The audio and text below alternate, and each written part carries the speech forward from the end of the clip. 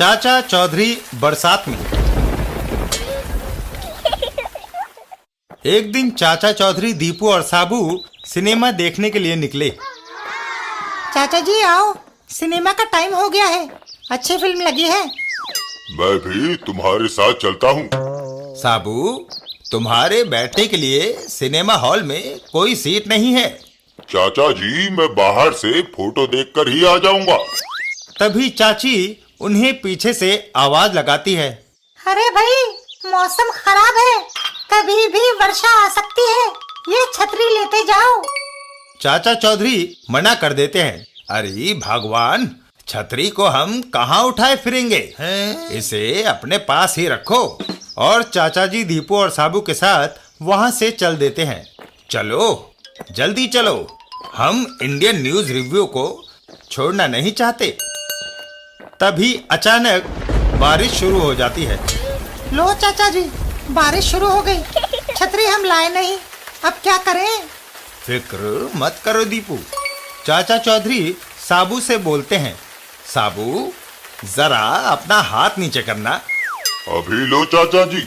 साबू अपना हाथ उनके ऊपर कर देता है। देखा, अब हम बारिश से बचे रहेंगे। वाह! तभी दीपू चौंक पड़ता है। अरे चाचा जी, देखो साबू का सिर कहाँ गायब हो गया? उसका सिर बादलों से ऊपर निकल गया है। वाह, देखो कुदरत के नजारे, ऊपर सूरज की सुनहरी धूप और नीचे मूसलाधार बारिश। तभी चाचा चौधरी दीपू से कहते हैं, बारिश अधिक हो गई है दीपू, अब हमें साबू के करीब नहीं रहना चाहिए। अरे चाचा जी, आप तो यूं ही परेशान हो रहे हैं। साबू हमें बारिश से बचाता हुआ ले जाएगा। दीपू साबू से कहता है, चलो भाई साबू, हमें बचाते हुए जरा सिनेमा हॉल तक ले चलो। अच्छी बात है। साबू आगे आगे चल देता है और दीपू और चाचा चौधरी उसके हाथ के नीचे चल देते हैं। आप मेरे हाथ के नीचे नीचे चलो। वाह, मजा आ गया। तभी कीचड़ में साबू का पैर फिसलता है। ओह! दीपू बचो! पर दोनों बच नहीं पाते और साबू के नीचे दब जाते हैं। बाप रे! बाप रे, हम साबू के नीचे दब गए। मैंने तुम्हें कहा था ना कि अब साबू के करीब खड़ा होना मुनासिब नहीं। अरे भाई साबू, उठो, हम दब गए हैं। साबू उठकर खड़ा हो जाता है। ओह, मेरा कंधा! हाय मेरी कमर! सिनेमा को गोली मारो, जल्दी से अब घर चलकर चाची से चूना लगवाते हैं। हाय चाचा जी!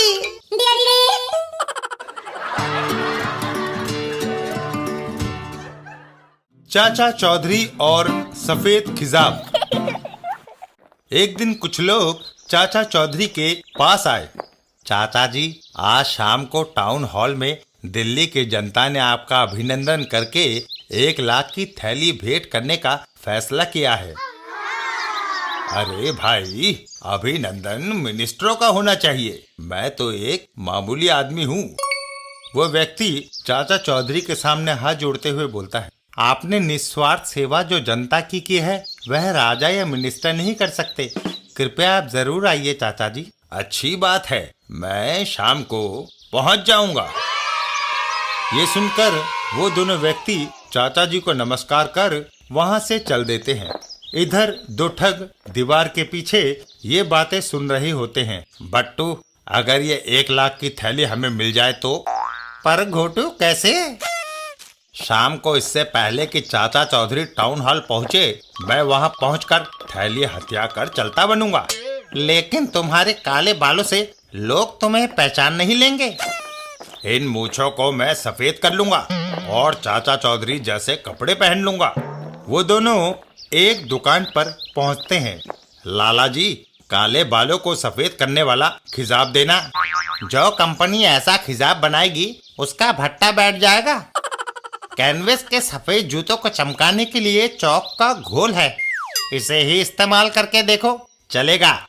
और वो ठग चौक का घोल लेकर अपने घर चले आता है और अपनी मूछों पर उस घोल को लगाने लगता है। आहा, ये सफेद खोल तो सचमुच चमत्कार दिखा रहा है। शाम को कहो बट्टू, कोई पहचान पाएगा? घोटू, खुद मेरी आंखें हैरान हैं। चाचा चौधरी अभिनंदन समारोह की जगह।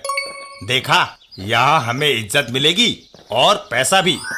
वो दोनों ठग अंदर पहुंच जाते हैं। चाचा चौधरी की निरंतर अथक सेवाओं के लिए हम आभारी हैं। तभी वहां पर एक और चाचा चौधरी का प्रवेश होता है। अरे, एक और चाचा चौधरी आ गया। कोई बहरूपिया होगा जो 1 लाख की थैली के लालच में भेज बदल कर आ गया है। चाचा चौधरी उस ठग का हाथ पकड़कर उसे अपने साथ बाहर की ओर ले जाते हैं। दोस्त, जरा बाहर आओ, अभी पता चल जाता है कि बहरूपिया कौन है। बाहर जोरदार बारिश हो रही होती है। 1 लाख की थैली लेने से पहले बरसात के शीतल जल से नहा लेना चाहिए। बरसात का पानी गिरते ही उस ठग की मूंछों का रंग बह जाता है और उसकी पोल खुल जाती है।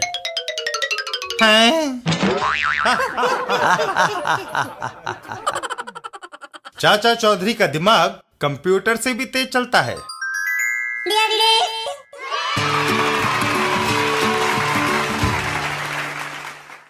चाचा चौधरी और गेंदा महाराज। गेंदा महाराज, चमचो, क्या तुमने अपना अपना काम समझ लिया है? बिल्कुल महाराज। तो फिर जाओ, अपना रोल अदा करो। कीर्ति और पैसा हमारे कदम चूमेगा। रास्ते में जनाब, उधर एक पहुंचे हुए योगी गेंदा महाराज बैठे हैं, जिन पर आकाश से देवता गेंदे का हार डालते हैं। उनसे जो मुराद मांगोगे मिलेगी। अच्छा, चलो देखते हैं। वह आदमी उसके साथ चल देता है। आओ मेरे साथ। समाज का कल्याण करने के लिए उन्होंने धरती पर अवतार लिया है। वह देखो, सीधे जाकर उनको प्रणाम करो। हरिओम। उधर पहाड़ी के ऊपर हरिओम हरिओम। हार फेंकना चाहिए। आकाश से हार आया। अद्भुत। महाराज, इस भक्त की तरफ से यह 125 की दक्षिणा कबूल करें और आशीर्वाद दें कि मैं मुकदमे में जीत जाऊं। ऐसा ही होगा। कमाल है। पहाड़ के दूसरी तरफ। चाचा जी, पहाड़ के ऊपर जाकर देखा जाए कि वहाँ कैसा लगता है। चलो साबू, मैं भी पीछे आ रहा हूँ। पहाड़ के ऊपर ऊपर पत्थर बहुत है। एक पत्थर फेंको, देखें कितनी दूर तक फेंक सकते हो। इधर गेंदा महाराज। गेंदा महाराज की जय हो। आपकी कीर्ति दूर दूर तक फैल चुकी है। मुझे भी कुछ चमत्कार दिखाइए। हरिओम हरिओम। फिर आवाज आई, हार फेंकना चाहिए। इधर साबू पत्थर उछालता है और वह पत्थर हार से आगे निकल जाता है और सीधा आकर गिरता है गेंदा महाराज के सिर पर। आई।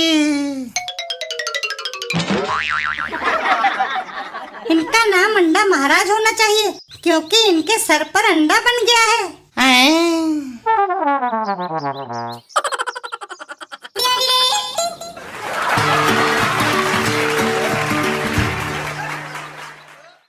चाचा चौधरी और उपकार।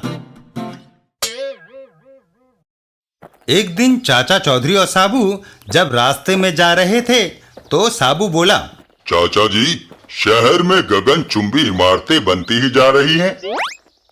हाँ साबू, बढ़ती हुई आबादी के आवास के लिए यह जरूरी हो जाता है कि कई मंजिली इमारतें बनाई जाएं।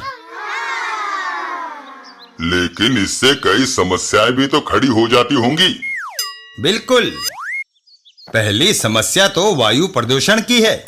इतनी ऊंची इमारतें होने से शहर वासियों को वह ताजा हवा और रोशनी नहीं मिल पाती जो गांव में मिलती है। और दूसरी?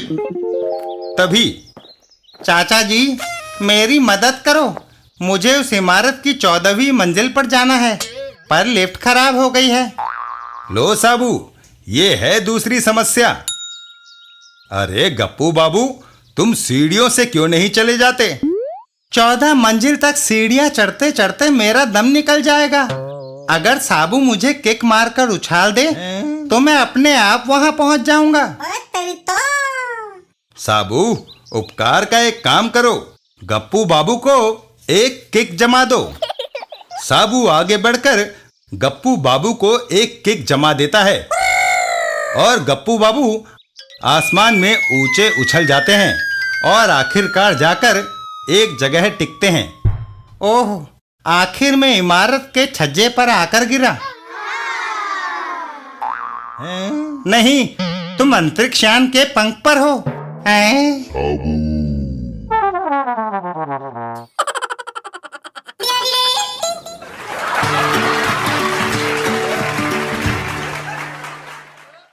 चाचा चौधरी और डाकू धड़ाम सिंह।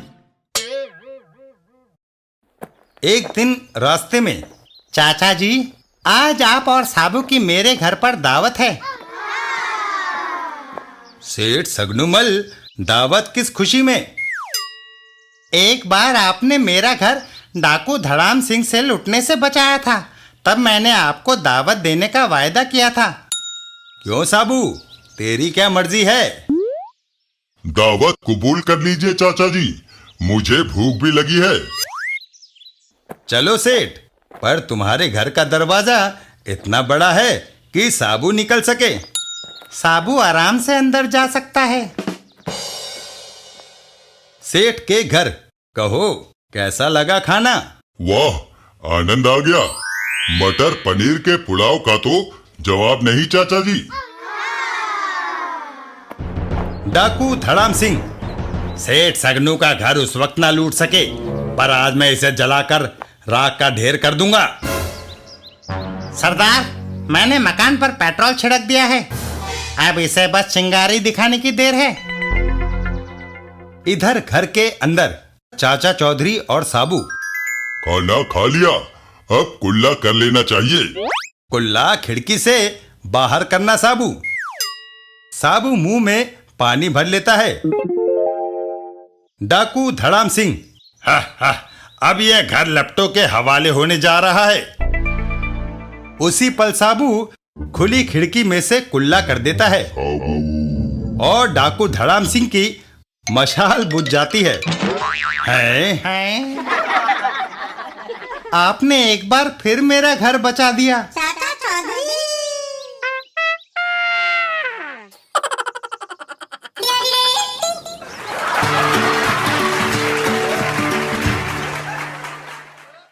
चाचा चौधरी और रघु की होली। एक दिन चाची और चाचा चौधरी। नए कपड़े पहनकर कहाँ जाने की तैयारी है? बाहर।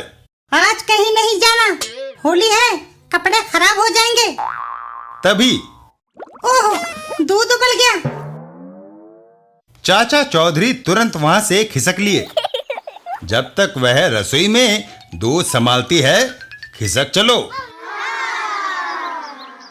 रास्ते में धमाका सिंह। आज मैंने अपनी बीवी से शर्त लगाई है कि चाचा चौधरी को रंग कर आऊंगा। रघु, लगता है आज तुम्हारे सितारे गर्दिश में हैं। अरे रंग की पिचकारी ही तो मारनी है उस पर, तुम अभी देखना। रघु भी गया काम से। रघु दबे पांव चाचा चौधरी के पीछे आता है। नाले नाले पंगा। इधर रघु की बीवी। चाचा चौधरी तो सूखा आ रहा है, क्यों ना मैं इसे रंग दूं?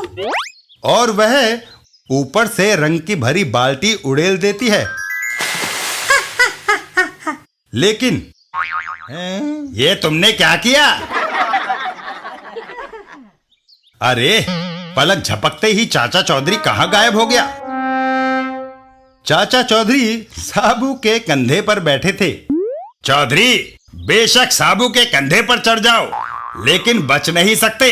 मेरी पिचकारी की धार वहां तक मार करेगी। अबे बच गए। रघु पिचकारी चला देता है। लो बचो। ये तो गया काम से। लेकिन पिचकारी की फुहार चाचा चौधरी तक पहुंचने से पहले ही वापस मुड़ जाती है और रघु को रंग से सराबोर कर देती है।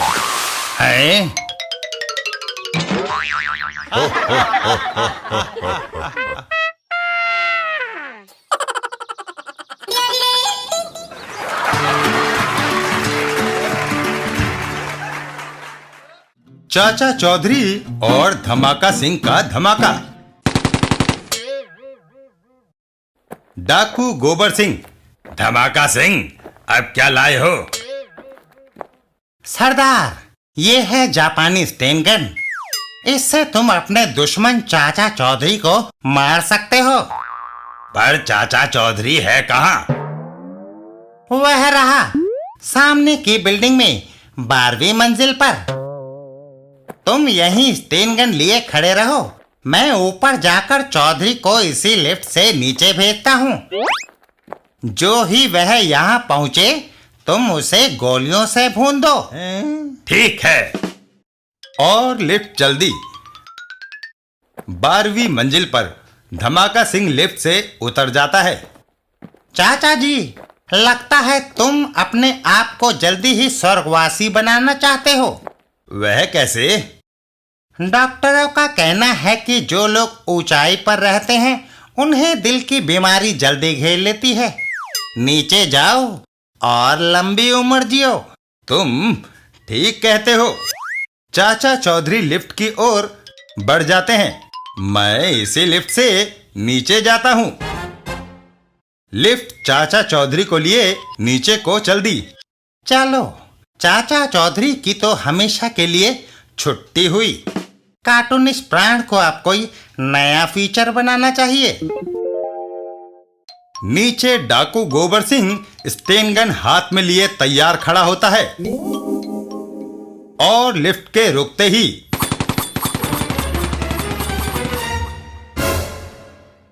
इतनी गोलियां लगने पर कोई भी जिंदा नहीं बच सकता। तभी लिफ्ट का दरवाजा खुला।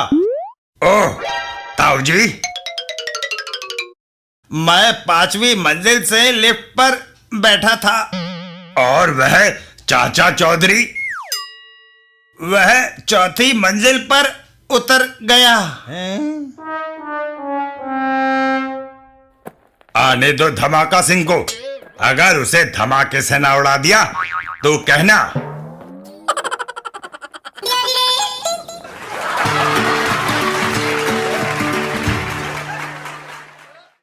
चाचा चौधरी और साबू की विग। विग हर साइज के। मुझे एक विग चाहिए। अपने लिए? नहीं, साबू के लिए। आए। हमने एक बड़ा विग नुमाइश के लिए बनाया है, देखो इसे पूरा आ जाए। वो आदमी विग लेकर बाहर आता है। लंबो, जरा इसे पहनकर देखो। साबू विग को पहन लेता है। बिल्कुल फिट आया है, जैसे मेरे लिए ही बना था। चाचा जी, मैं कैसा लगता हूँ? एकदम फिल्मी हीरो। आओ, यह विग तेरी चाची को दिखाएं। तभी एक हवा का झोंका आया ओह! और साबू का विग उड़ गया। मेरा विग उड़ गया। साबू विग के पीछे दौड़ा। पकड़ो! पकड़ो! थोड़ी दूरी पर अपना बैग हमारे हवाले करो। इसमें कंपनी के पैसे हैं, रहम करो। खामोश! पकड़ो, वो बदमाश मुझे लूटकर भाग रहे हैं। हा हा हा, अब हमें कोई नहीं पकड़ सकता। तभी साबू का वेग उड़ता हुआ उनके सिर पर आ गिरता है। ओह, ये क्या? गाड़ी संभालो, ये डगमगा रही है। गाड़ी सीधा जाकर एक पेड़ से टकरा जाती है।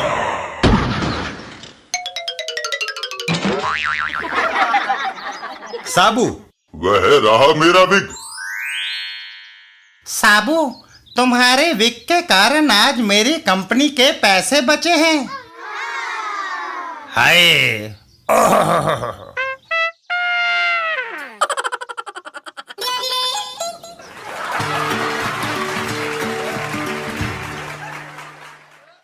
चाचा चौधरी और बनवारी का पटाखा। दिवाली के दिन। अरे बनवारी, इतनी सारी आतिशबाजी, क्या दुकान खोलने का इरादा है?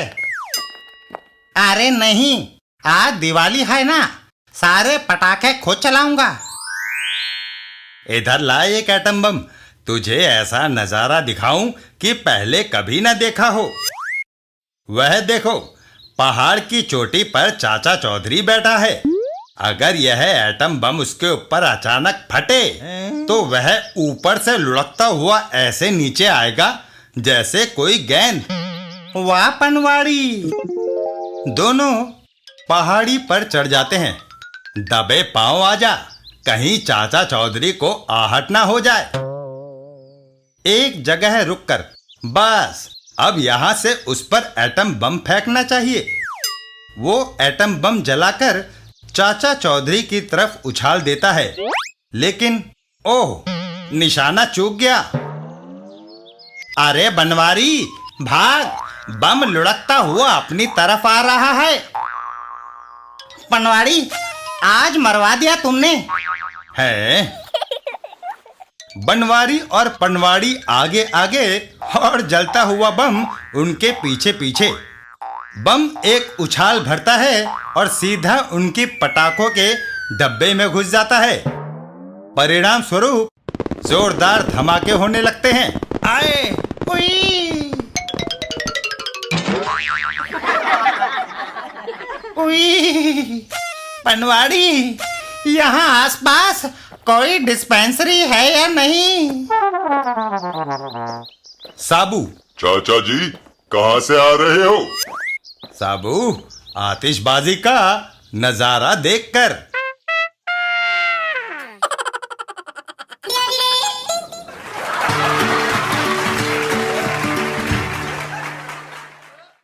चाचा चौधरी और अनोखी दौड़। एक दिन शहर में। अरे भाई जंपी, मैंने चाचा चौधरी की पगड़ी हथियाने की एक तरकीब सोची है। वो कैसे बम्पी? मैं चाचा चौधरी को दौड़ के लिए चैलेंज करता हूँ और उसे हराकर उसकी पगड़ी जीत लेते हैं। वाह बम्पी। जंपी, तुम यहीं रहो और मेरा इंतजार करो। चाचा चौधरी। चौधरी, तुम अपने आप को बड़ा तीसमारखा समझते हो। मैं तुम्हें दौड़ के लिए चैलेंज करता हूँ। है? दौड़ कुतुब मीनार तक होगी। पहले तुम पहुंचे तो मैं तुम्हें अपनी टोपी दे दूंगा, वरना तुम्हारी पगड़ी मैं ले लूंगा। और फिर दौड़ शुरू होती है। 1, 2 और 3। बम्पी दौड़कर आगे निकल जाता है। चाचा जी, बम्पी आगे निकल गया। तुमने कछुए और खरगोश की दौड़ की कहानी नहीं सुनी? जो शुरू में सारा दम लगा देता है, आगे चलकर वो हताश हो जाता है। बम्पी रास्ते में। ओह जंपी, मैं तो आधे रास्ते में ही थक गया। जल्दी से कार में बैठ जाओ, मैं तुम्हें कुतुब मीनार पहुंचा देता हूँ। यहाँ कोई नहीं देख रहा। और वो दोनों कार में रवाना हो जाते हैं। वाह! कुतुब मीनार पहुंचकर वह रहा कुतुब। चौधरी तो अब कहीं दिखाई भी नहीं दे रहा। तभी हैं? वह तो पहले से ही यहाँ मौजूद है। थोड़ी देर बाद, भाई छज्जू, यहाँ बम्पी तो नहीं आया था? आया था, मुझे यह टोपी देकर चला गया। जुड़वा भाई होने से कभी कभी फायदा भी हो जाता है।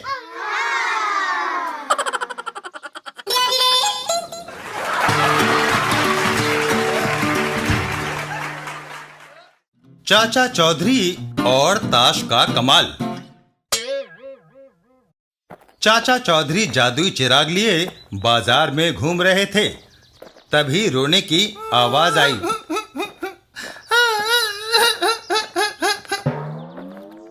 अरे क्या हुआ? कुछ ठगों ने मेरी सारी तनख्वाह जुए में जीत ली। तुम जाकर फिर खेलो, देखूं वह चालाकी कैसे करते हैं। मगर पैसे? ये लो,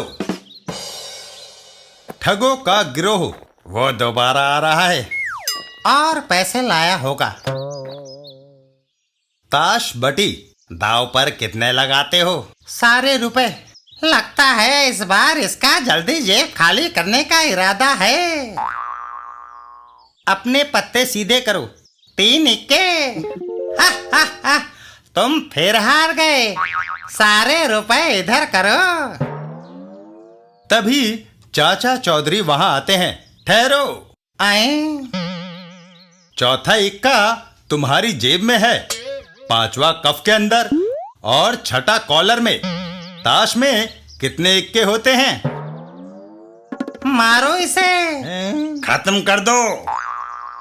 चाचा चौधरी ने चिराग घिसा और जिन प्रकट हुआ। बाप रे, भागो। भागकर कहाँ जाओगे? रहम, माफ कर दो। ये लो अपने पैसे वापस। चाचा चौधरी, जाओ, अब कभी ताश ना खेलना। मैं वादा करता हूँ।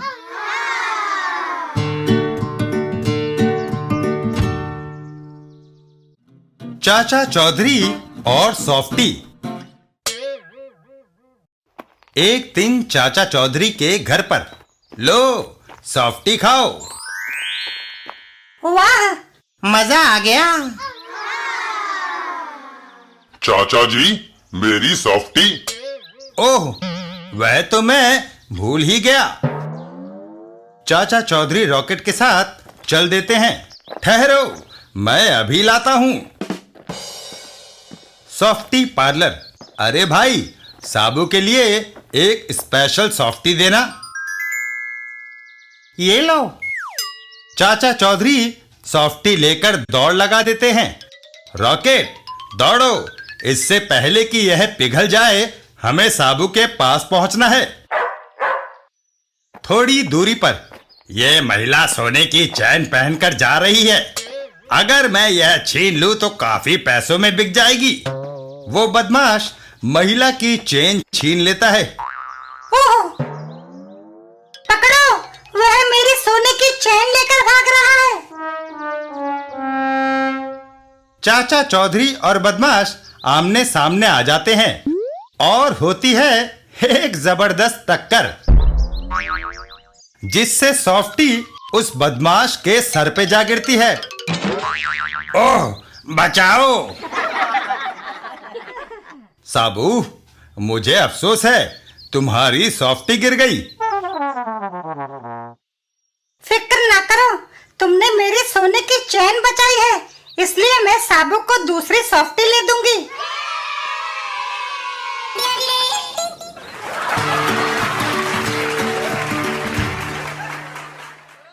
चाचा चौधरी का पाउडर।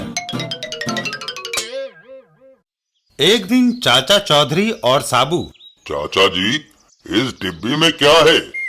साबू, मैंने कुछ खास जड़ी बूटियों को कूटकर एक पाउडर बनाया है। क्या ये कोई खास किस्म का पाउडर है? हाँ, जरा लगा कर देखो। चाचा चौधरी साबू के हाथ पे थोड़ा सा पाउडर मलते हैं और साबू को खुजली शुरू हो जाती है। ओह, ये पाउडर लगाते ही हाथ पर खुजली होने लगी है। मुझे पता था, इस खुजली को मिटाने वाला तेल भी सिर्फ मेरे पास है।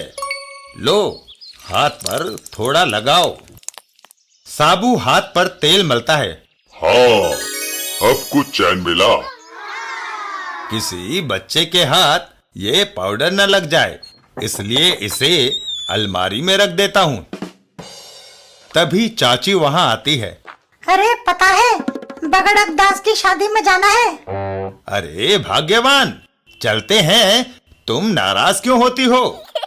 चाचा चौधरी चाची को साथ लेकर घर से बाहर चल देते हैं। चलो चलते हैं भाग्यवान।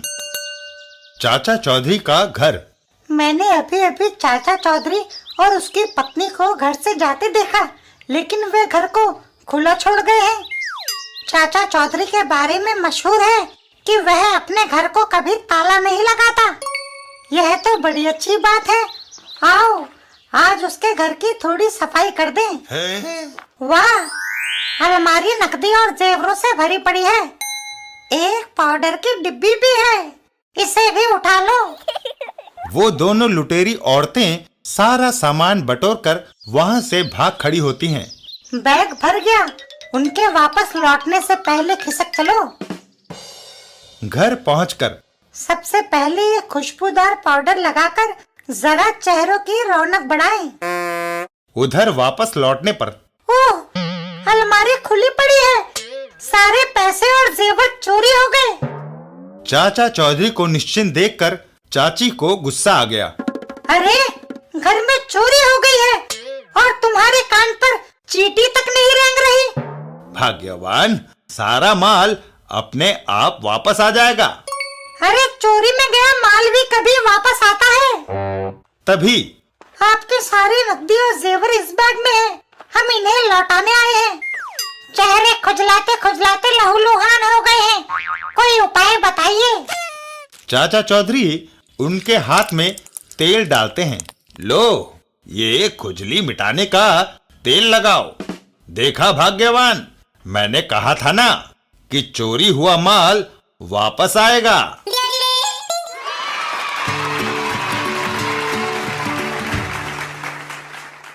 चाचा चौधरी और साबू हिमालय पर्वत पर। एक दिन चाचा चौधरी और साबू हिमालय पर्वत पर घूमने आए। चाचा जी, हम कहाँ जा रहे हैं? साबू, हिमालय पर्वत पर।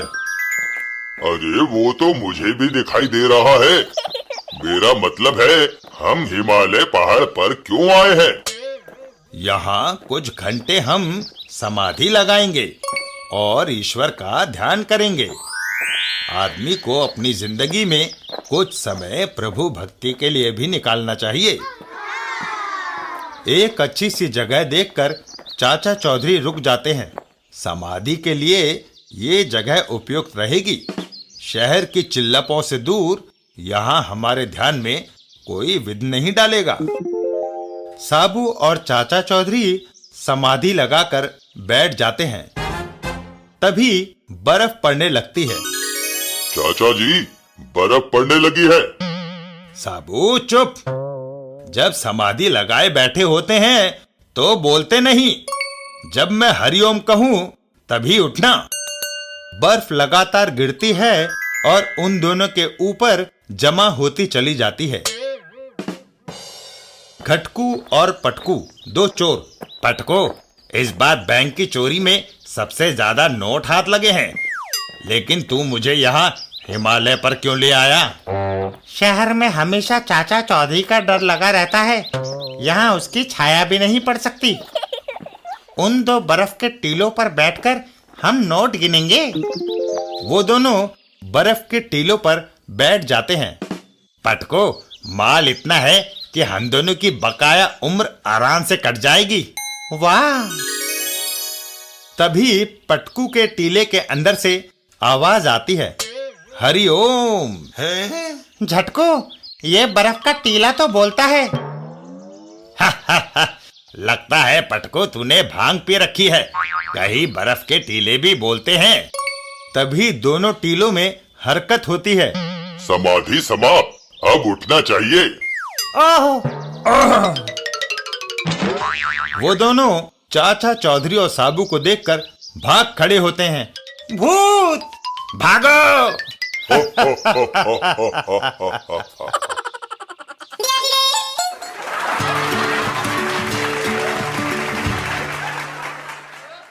चाचा चौधरी और रहस्यमयी लड़की। एक दिन सुबह चाचा चौधरी के घर। कहाँ जाते हो? वो आदमी साबू के आगे हाथ जोड़कर बोला, मुझे चाचा चौधरी से मिलना है, बहुत जरूरी काम है। अभी बहुत सवेरा है, वो सोकर नहीं उठे। मगर कहा जाता है कि दिन हो या रात चाचा चौधरी से कभी भी मिला जा सकता है। इधर घर के अंदर चाचा चौधरी। अरे कहाँ चल दिए? अभी तो सूरज नहीं निकला। बाहर से कुछ आवाजें आ रही हैं बिनी। शायद कोई मुझसे मिलना चाहता है। इतना कहकर चाचा चौधरी कमरे से बाहर की ओर चल दिए। चाचा चौधरी को देखकर वो व्यक्ति चाचा चौधरी की ओर दौड़ा। चाचा चौधरी मेरी मदद करो। और वो चाचा चौधरी के पैरों में गिरकर बेहोश हो गया। वह बेहोश हो गया है। चाचा चौधरी ने उस व्यक्ति के मुंह पर पानी के छींटे मारे। वह होश में आ रहा है। उस आदमी के होश में आने पर, ओह, घबराओ नहीं, बताओ क्या हुआ? एक अत्यंत सुंदर लड़की जैसे कोई अप्सरा आसमान से उतरी हो। मेरा भाई गोकुल उस पर मोहित हो गया। फिर गोकुल मेरी आंखों के सामने गायब हो गया। ये सुनकर साबू जोर से हंस पड़ा। अच्छी फिल्मी कहानी है। साबू चुप हो जाओ, मुझे पूरी बात सुनने दो। चाचा चौधरी दोबारा उस व्यक्ति से मुखातिब हुए। मुझे पूरी बात बताओ। मैं और मेरा भाई गोकुल दूसरे कस्बे में हाट पर माल बेचने जाते थे। दिन भर माल बेचते और शाम को अपने गांव लौट आते। एक दिन हाट पर नौटंकी आई हुई थी। हम दोनों ने उसे देखने का फैसला किया। नौटंकी देखकर जब लौट रहे थे तो रात अधिक हो चुकी थी। नौटंकी अच्छी थी, हाँ, मगर अब जब रात के अंधेरे में गांव तक पैदल चलना पड़ेगा तो नानी याद आ जाएगी। हम दोनों चलते चलते एक जंगल में पहुंचे। भाई क्यों ना हम जंगल में रात काट लें, सवेरे घर चले जाएंगे। ठीक है गोकुल। एक पेड़ के नीचे हम भाइयों ने अपना सामान रखा और सोने की तैयारी करने लगे। तभी सामने के एक पेड़ से आंखों को चकाचौंध कर देने वाली रोशनी निकली और हमने देखा कि एक अत्यंत रूपसी कन्या पेड़ पर बैठी है। क्या डर गए? तुम कौन हो? पेड़ पर क्यों बैठी हो? मैं तरु कन्या हूँ। वो रूपसी कन्या आगे बोली। वर्षों से पेड़ पर इस इंतजार में बैठी हूँ कि कोई नौजवान आए और मुझे उतार कर अपने घर ले जाए। मेरा भाई गोकुल ये सुनकर तुरंत बोल पड़ा, मैं आता हूँ, तुम्हें पेड़ से उतार कर तुमसे शादी करूंगा। गोकुल वहां मत जाओ, वह मिर्ग मारीचिका है, एक धोखा है। मुंह में अंधे मेरे भाई ने एक न सुनी और उस सुंदरी को पाने के लिए पेड़ पर चढ़ गया। लेकिन ऊपर पहुंचते ही उसकी चीख सुनाई दी और वो लुप्त हो गया। बचाओ! उसके बाद मैं बेतहाशा भागा जब तक कि मैं यहाँ नहीं पहुँच गया। सब्र करो, आज रात हम गोकुल को ढूंढने की पूरी कोशिश करेंगे। रात को साबू, चाचा चौधरी और वो व्यक्ति, चलो हमें वो जगह बताओ जहाँ गोकुल विलीन हो गया था। चाचा चौधरी उसी जगह पर जाकर आराम करने लगा कि तभी एक चकाचौंध तेज रोशनी ने उसका ध्यान खींचा। ओह, तेज रोशनी! पेड़ के ऊपर वही रहस्यमय लड़की बैठी हुई थी। तुम? मैं तरु कन्या हूँ, अरसे से इस पेड़ पर बैठी हूँ। जो कोई मुझे पेड़ से उतारेगा उससे मैं शादी करूंगी। तुम बहादुर हो, एक अबला को मुसीबत से बचाओ, मुझे नीचे उतारो। खूबसूरत औरत, कूदो, अपने आप जमीन पर आ जाओगी। इतनी ऊंचाई से अगर मैं कूदी तो क्या मेरी हड्डी पसलियां न टूट जाएंगी? हाँ, तुम अक्लमंद हो। अच्छा, जाकर मैं सीढ़ी लाता हूँ। क्या बेवकूफों सी बात करते हो?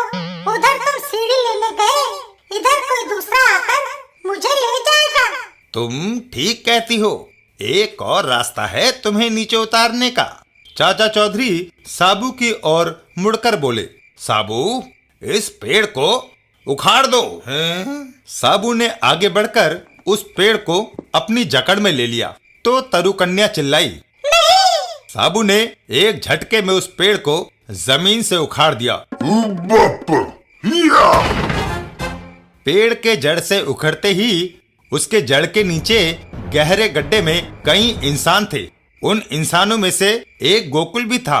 भाई गोकुल, हम आजाद हो गए। सभी व्यक्ति अपने अपने घर की ओर चल दिए। सबके जाने के बाद पेड़ का तना खोखला था, जिसे लड़की ने पत्तों से ढक दिया था। जो कोई ऊपर चढ़ता था, खोखले तने से होता हुआ नीचे गड्ढे में गिर जाता था। हैं? लड़की खोखले पेड़ में क्यों नहीं गिरी? इसका जवाब तरु कन्या देगी। दरअसल मैं एक गरीब और अनाथ लड़की थी। मेरे जेवर नकली हैं। राहगीरों को लूटने का मुझे ये आसान तरीका लगा कि मैं तरु कन्या बन जाऊं। जब राहगीर खोखले पेड़ में गिर जाता था तो मैं उसका सामान बटोर कर घर चल देती थी। तरु कन्या आगे बताती है। मैं रात को रस्सी की सीढ़ी से पेड़ की शाख तक चढ़ती थी, फिर रस्सी की सीढ़ी को ऊपर खींच लेती थी। रात का अंधेरा और घने पत्ते रस्सी की सीढ़ी को छुपाने में मदद करते थे। और वो आंखों को चकाचौंध कर देने वाली रोशनी इस टॉर्च की थी। अंधेरे में राहगीर का ध्यान आकर्षित करने के लिए ये उपयोगी थी। चाचा चौधरी तरु कन्या से कहते हैं, लूट का सामान वापस कर दो और गोकुल से शादी कर लो। ये तुम्हारा ख्याल रखेगा। ये सुनकर तरु कन्या खुश हो जाती है।